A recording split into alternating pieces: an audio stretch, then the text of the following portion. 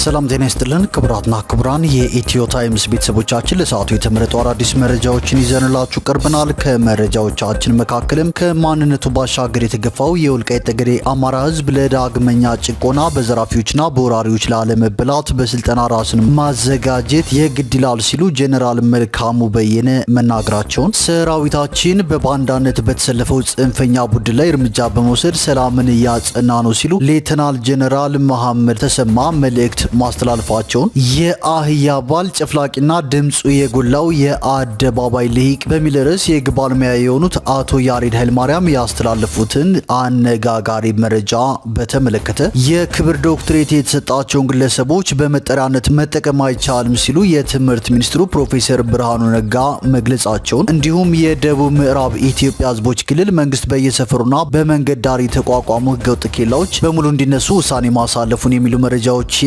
ይዘንላችሁ ቀርበናል። ዝርዝር መረጃችንን ለማድመጥ ቻናላችንን ሰብስክራይብ በማድረግ የደወል ምልክቷን በመጫንና መረጃውም ለብዙዎች እንዲዳረስ ላይክ በማድረግ እስከ መጨረሻው አብራችሁን ቆዩ።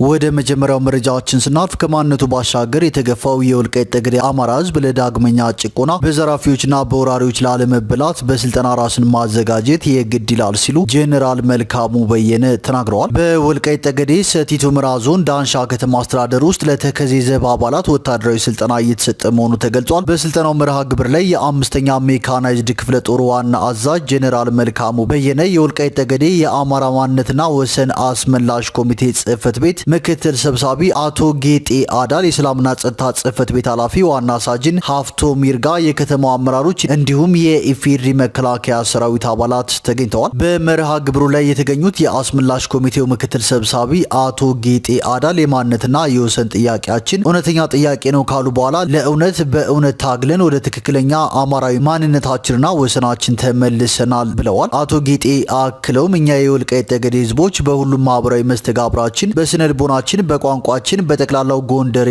አማራዎች ነን ሲሉ ገልጸው አማራዊ ማንነታችንና ወሰናችን ላይመለስ እስኪረጋገጥ ድረስ የትኛውንም ትግል እንታገላለን ሲሉ አቋማቸውን አጠናክረዋል። የአምስተኛ ሜካናይዝድ ክፍለ ጦር ዋና አዛዥ ጄኔራል መልካሙ በየነ በበኩላቸው ትናንት ሰሜን እዝ የካድና የወጋ ወያኔ ኢትዮጵያን ብሎም አማራን ለማሳነስ ከግብረ አበሮቹ ጋር በመሆን እየሰራ ይገኛል ሲሉ ተናግረዋል። ጄኔራሉ የስልጠናውን አስፈላጊነት ሲያስረዱ ከማንነቱ ባሻገር የተገፋው የወልቃይት ጠገዴ አማራ ህዝብ ለዳግመኛ ጭቆና በዘራፊዎችና በወራሪዎች ላለመበላት በስልጠና ራስን ማዘጋጀት የግድ ይላል ሲሉ አሳስበዋል። የጥንት ጠላቶች የተፈጥሮ ሀብታችን ለመጠቀም ከውስጥ ባንዳዎችና ወዳደሮች ጋር በመተባበር ቀጠናችንን ወደ ግጭት አዙሪት ለማስገባት እየሞከሩ ነው ያሉት ጄኔራል መልካሙ አገራችን ያላትን ሀብት በመጠቀም እንዳታድግ የሚያደርጉ ጸረ ሰላም፣ ጸረ አማራና ጸረ ኢትዮጵያ ኃይሎች እንዲሁም የጠላት ሎሌ ባንዳዎችን መታገልና መመከት አለብን ሲሉ መልእክታቸውን አስተላልፈዋል። ወደ ቀጣዩ መረጃዎችን ስናልፍ ሰራዊታችን በባንዳነት በተሰለፈው ጽንፈኛ ቡድን ላይ እርምጃ በመውሰድ ሰላምን እያጸና ነው ሲሉ ሌተናል ጄኔራል መሐመድ ተሰማ ተናግረዋል። ሰራዊቱ የኢትዮጵያ ታሪካዊ ጠላቶች ተላላኪ በመሆን በባንዳነት በተሰለፈው ጽንፈኛ ቡድን ላይ ተከታትሎ እርምጃ በመውሰድ ሰላምን በዘላቂነት እያጸና መሆኑን የምስራቅ እዝ ዋና አዛዥ ሌተናል ጄኔራል መሐመድ ተሰማ ገልጸዋል። ሌተናል ጄኔራል መሐመድ ተሰማ በሰሜን ጎጃምና በአዊ ብሔረሰብ አስተዳደር ዞኖች በግዳጅ ላይ የሚገኘውን ኮር የግዳጅ አፈጻጸም የመስክ ምልከታ አድርገዋል። ከመስክ ምልከታቸውን በኋላ ከዞንና ከወረዳ አመራሮች እንዲሁም ሌሎች አመራሮች ጋር የተወያዩ ሲሆን በሰሜን አቸፈር ወረዳ ሊበን ከተማ በአንድ ክፍለ ጦር የስልጠና ማጠናቀቂያ ላይ በመገኘትም የስራ መመሪያና ስምሪት ሰጥተዋል። ሌተናል ጄኔራሉ በዚህ ወቅት ባደረጉት ንግግር ሰራዊቱ የኢትዮጵያ ታሪካዊ ጠላቶች ተላላኪ በመሆን በባንዳነት የተሰለፈውን ጽንፈኛ ቡድን ተከታትሎ እርምጃ በመውሰድ ሰላምን በዘላቂነት እያጸና ይገኛል ሲሉ ተናግረዋል። በተለያዩ አካባቢዎች በመሽሎክሎክም ህብረተሰቡ በማገትና በመዝረፍ ወንጀል የሚፈጽመውን ጽንፈኛ ቡድን ሰራዊቱ ከህዝቡ ጋር በመተባበር ተከታትሎ እርምጃ እየወሰደ መሆኑን አንስተው ይህም ተጠናክሮ የሚቀጥል መሆኑን አረጋግጠዋል። የታሪካዊ ጠላቶቻችን ተልእኮን በመቀበል በክህደት በዜጎች ላይ ወንጀል ለመፈጸም የሚንቀሳቀሰውን ጽንፈኛ ቡድን በየደረጃው የሚገኘው አመራር ህዝቡና የጸጥታ ኃይሉ በትብብር ህግ የማስከበር ስራውን አጠናክረው እንዲቀጥሉም አሳስበዋል። በኢትዮጵያ ሁሉም አካባቢዎች ሰላምን በማጽናትና የተጀመሩ የልማት ፕሮጀክቶችን በማሳካት የኢትዮጵያን እድገትና ብልጽግና ማረጋገጥ የሁላችንም አደራና ኃላፊነት ሊሆን ይገባልን ብለዋል። የሰላምና የጀግንነት ተምሳሌት የሆነው የአገር መከላከያ ሰራዊት ለኢትዮጵያ ክብርና ሉዓላዊነት መከበር ከመቼውም ጊዜ በላይ በላቀ ዝግጁነት የሚገኝ መሆኑን ሌተናል ጄኔራል መሐመድ ተሰማ አረጋግጠዋል።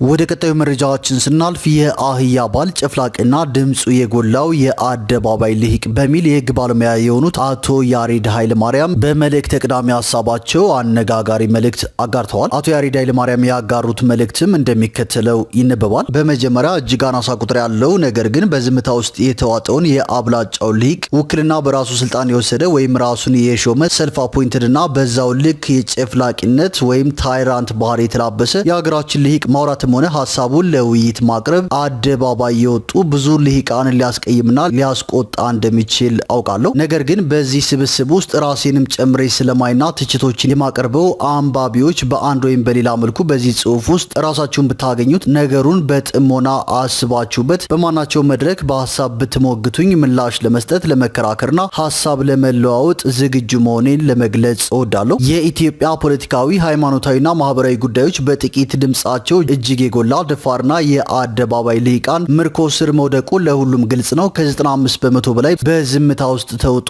የትዕይንቶቹ ተመልካችና ታዛቢ የሆነው ሳይለንት ማጆሪቲ በዝምታው ያደመቃቸው፣ በዝምታው የሾማቸው፣ በዝምታው ያጠገባቸው፣ በዝምታው ያጋለባቸው፣ በዝምታው የስህተትና የክህደት ቁልቁለትን እንዲንደረደሩ ፈቶ የለቀቃቸው፣ በዝምታው ዝናን ያፈራላቸው፣ በዝምታው ያሞሰናቸው፣ በዝምታው ነውራቸውን፣ ወንጀላቸውን፣ ድንቁርናቸውን፣ ውሸታቸውን፣ ጥላቻቸውን በአደባባይ እንዲያቀረሹ የፈቀደላቸው ጥቂት ልሂቃን ዛሬ ላይ ጥሩ ፈላጭ ቆራጭ ወይም ታይራኒ ቮካል ማይኖሪቲ ሆነውበታል። እነዚህ ድምጻቸው ከአጽናፍ እስከ አጽናፍ የሚሰማ ጥቂት ልሂቃን ገሚሶቹ በስልጣን ላይ ተፈናጠው፣ ገሚሱ በሃይማኖት ተቋማት ውስጥ ተከልሎ፣ ገሚሱ በምሁራን ዘርፍ ተሰልፎ፣ ገሚሱ ተጽዕኖ ፈጣሪ የሚል የቁልምጫ ስም ተሰጥቶት፣ ገሚሱ ሰባኪ፣ አስተማሪ፣ ፈዋሽ፣ አነቃቂ የተባለ በሁሉም የእውቀት የሙያና ሌሎች ዘርፎች ተሰማርቶ በብዙ መልኩ በሚያደርጓቸውም ሆነ በአደባባይ በሚናገሯቸው ነገሮች የአብላጫውን ህዝብ ህይወት በአንድ ወይም በሌላ መልክ የሚጠቅም ወይም የሚጎዳ ተጽዕኖ ማሳደር የሚችል አቅም የፈጠሩ ግለሰቦችና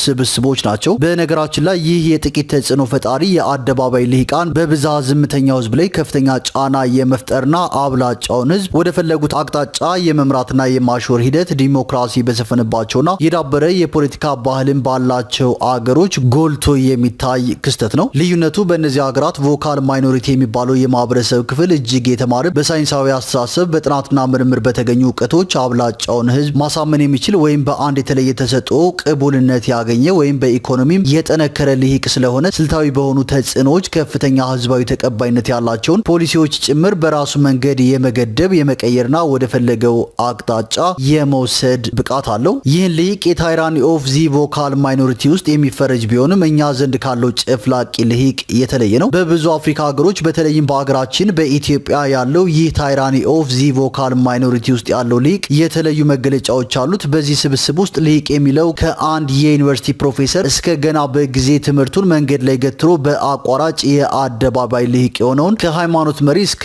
የአደባባይ የእምነት አቀንቃኝ፣ ከአገር መሪ እስከ ቀበሌ ካድሬ፣ በሙያ ጋዜጠኛ ከሆነው አንስቶ እግረ መንገዱን የተቀላቀለው ከመብት ተሟጋች እስከ ብሔርተኝነት አቀንቃኝ፣ ከሊቅ እስከ ደቂቅ አደባባይ ላይ ራሳቸውን አውጥተው በማናቸውም ጉዳይ ሀሳባቸውን ለህዝብ የሚያጋሩና ተጽዕኖ ለመፍጠር ወይም ቅቡልነት ለማግኘት የሚደክሙ ሰዎችን ሁሉ ያቅፋል። ይህ ስብስብ በኢትዮጵያ ፖለቲካም ሆነ ሌሎች ማህበራዊ ጉዳዮቻችን ላይ ያለው ተጽዕኖ ፈጣሪነት ልክ እጅግ ከፍ ያለ በመሆኑ ከፋፍለን ብናየው ለመረዳት ይቀልናል።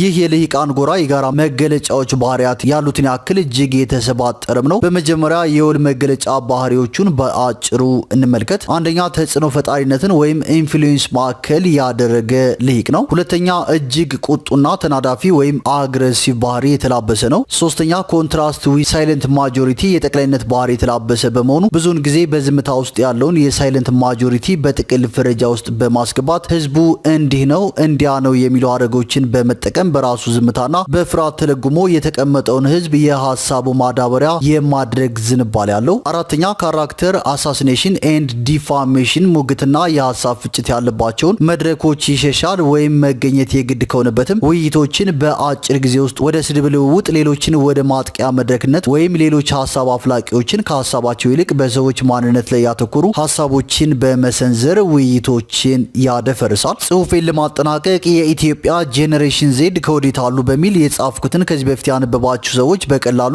ይህን ጽሁፍ አብራችሁ ልታዩ ትችላላችሁ። እንደኔ ምዘና ከ90 በመቶ በላይ የሚሆነው የኢትዮጵያ የድህረ መረብ ትውልድ በሶስተኛውና በአራተኛው የአደባባይ ልሂቅ ጎራ ውስጥ የሚገኝ ይመስለኛል። በቅርቡ በኬንያ፣ ደቡብ አፍሪካ፣ ሞሮኮና ማዳጋስካር ከመጡ ጄኔሬሽን ዜዶች ጋር በአካል የመገናኘትና ቁጭ ብሎ የማውራት እድል ገጥሞኝ ነበር። በእነዚህ ሀገራት ያሉ ወጣቶች ለሀገራቸው ፖለቲካዊ፣ ማህበራዊና ኢኮኖሚያዊ ጉዳዮች ያላቸው ጥልቅ እውቀት ያየሁባቸው፣ በራስ የመተማመን ስሜት፣ እውቀታቸውንና ሀሳባቸውን በድፍረት ለመናገር ያላቸው ብቃትና ጥንካሬ፣ በማህበረ ድህረ ገጾች ላይ ስለሚለዋወጧቸው ሀሳቦች መንግስቶቻቸውን ተጠያቂ ለማድረግ የሚሄዱበት ርቀትና መብታቸውን ለማስከበር እያካሄዱት ስላለው ንቅናቄ ያካፈሉኝን ሀሳቦች ይዤና ታዝቤ የኢትዮጵያ ጄኔሬሽን ዜዶች ራሳቸውን የደበቁበትን የአደባባይ ጥጋ ጥግ ስመለከት ብዙ ሀሳቦችን አጭሮብኛል። እሱን ወደፊት አካፍላችኋለሁ። ይህ አደባባዩን የተቆጣጠረ በገዥና ተገዢ፣ በአጥፊና ጠፊ፣ በበዳይና ተቆርቋሪ ተፈራርጆ የሚታየው ኢትዮጵያዊው ድምፁ እንደ ብራቅ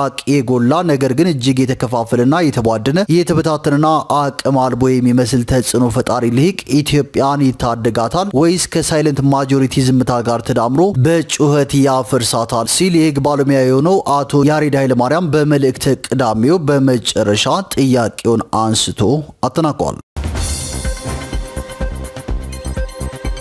ወደ ቀጣዩ መረጃችን ስናልፍ የክብር ዶክትሬት የተሰጣቸውን ግለሰቦች በመጠሪያነት መጠቀም እንደማይቻል ተገልጿል። የ12ኛ ክፍል ፈተና የማለፊያ ውጤት የሚያስመዘግቡ ተማሪዎች ቁጥር ዝቅተኛ የመሆኑ ምክንያት በጥናት ሊለይ እንደሚገባም ተጠቁሟል። የክብር ዶክትሬት የተሰጣቸውን ግለሰቦች በመጠሪያነት መጠቀም የማይቻል መሆኑን የትምህርት ሚኒስትሩ ፕሮፌሰር ብርሃኑ ነጋ ገልጸዋል። ሚኒስትሩ ይህንን የገለጹት የህዝብ ተወካዮች ምክር ቤት የሰው ሀብት ልማት ስራ ስምሪትና ቴክኖሎጂ ጉዳዮች ቋሚ ኮሚቴ የትምህርት ዘርፉን የአንደኛ ሩብ ዓመት ስራ አፈጻጸም በትናንትናው ዕለት በገመገመበት ወቅት ነው። በዚህ ወቅት በከፍተኛ ትምህርት ተቋማት የክብር ዶክትሬት አሰጣጥን በተመለከተ ችግር የነበረበት መሆኑን ያስታወሱት ሚኒስትሩ ወጥ አሰራር መከተል በማስፈለጉ የክብር ዶክትሬት አሰጣጥን አገራዊ መመሪያ ተዘጋጅቶ ለትግበራ ዝግጁ መደረጉን ገልጸዋል። ሁሉም የከፍተኛ ትምህርት ተቋም በመመሪያው መሰረት ተፈጻሚ ማድረግ ያለበት መሆኑን ጠቅሰው የክብር ዶክትሬት ማዕረግ የሚያገኙ ሰዎች ዶክተር ወይም የክብር ዶክተር በሚል መጠሪያነት መጠቀም እንደማይቻልም አሳስበዋል። ሚኒስትሩ በሙያው የተለየ ስራ ያበረከተ ኢትዮጵያዊም ሆነ ሌላ ዜጋ በመመሪያው የተዘረዘረው መስፈርት የሚያሟላ ከሆነ የክብር ዶክትሬት ማዕረግ ማግኘት እንደሚችል ገልጸው ሆኖም ግን የተሰጠውን የክብር ዶክትሬት ለመጠሪያነት መጠቀም እንደማይቻል አመልክተዋል። በተጨማሪም የከፍተኛ ትምህርት ተቋማት የክብር ዶክትሬት ማዕረግ ለመስጠት ሀገራዊና ዓለም አቀፍ መስፈርቶችን ማሟላት እንዳለባቸው መግለጻቸውን ከሚኒስቴሩ የተገኘው መረጃ ያመለክታል። ወደ መጨረሻው መረጃችን ስናልፍ የደቡብ ምዕራብ ኢትዮጵያ ህዝቦች ክልል መንግስት በየሰፈሩና በመንገድ ዳር የተቋቋሙ ህገወጥ ኬላዎች በሙሉ እንዲነሱ ውሳኔ አሳልፏል። የደቡብ ምዕራብ ኢትዮጵያ ህዝቦች ክልል መንግስት ለታክስ ለቀረጥና ለአካባቢ ልማት በሚል ሽፋን በየሰፈሩና በመንገድ ዳር የተቋቋሙ ህገወጥ ኬላዎች በሙሉ እንዲነሱ ውሳኔ ማሳለፉን አስታውቋል። የክልሉ መንግስት ትናንት አርብ ህዳር 5 ቀን 2018 ዓ.ም በይፋዊ የፌስቡክ ገጹ ላይ ባወጣው መግለጫ በየአካባቢው ተቋቁመው ነፃ የምርት ዝውውርን የሚያደናቅፉ ህገወጥ ኬላዎች ምርት በነፃነትና በተቀላጠፈ ሁኔታ ለገበያ እንዳይቀርብ በማድረግ ዜጎች በስራቸው ልክ እንዳይጠቀሙ እንቅፋት መፍጠራቸውን ገልጿል። ቀደም ሲል በአገር አቀፍ ደረጃ ነፃ የምርት ዝውውርን የሚገቱ በየአካባቢው የተቋቋሙ ኬላዎች እንዲነሱ መንግስት ውሳኔ ማሳለፉን ያስታወሰው የክልሉ መንግስት መግለጫ፣ ይሁን እንጂ ውሳኔው በክልሉ አንዳንድ አካባቢዎች ወጥ በሆነ መንገድ እየተተገበረ አለመሆኑን ገልጿል። ይህ መዘግየት በክልሉ ኢኮኖሚያዊ እንቅስቃሴ ላይ ከፍተኛ ጫና እያሳደረ ይገኛል ያለው መግለጫው ይህንን ኢኮኖሚን የሚያዳክም አሰራር ሙሉ በሙሉ ለማስቆም የደቡብ ምዕራብ ኢትዮጵያ ህዝቦች ክልል መንግስት ለታክስ ለቀረጥና ለአካባቢ ልማት በሚል ሽፋን በየሰፈሩና በመንገድ ዳር የተቋቋሙ ህገወጥ ኬላዎች በሙሉ መነሳት እንዳለባቸው ወስኗልም ብሏል። በዚህም የኮንትሮባንድ ንግድን ለመከላከልና ለጸጥታ ስራ አጋዥነት በሚታወቅ የክልሉ ወይም የፌዴራል አካል ተፈቅደው በግልጽ አሰራር የሚመሩ ኬላዎች ብቻ ተግባራቸውን የሚቀጥሉ ይሆናል ሲል ጠቁሟል።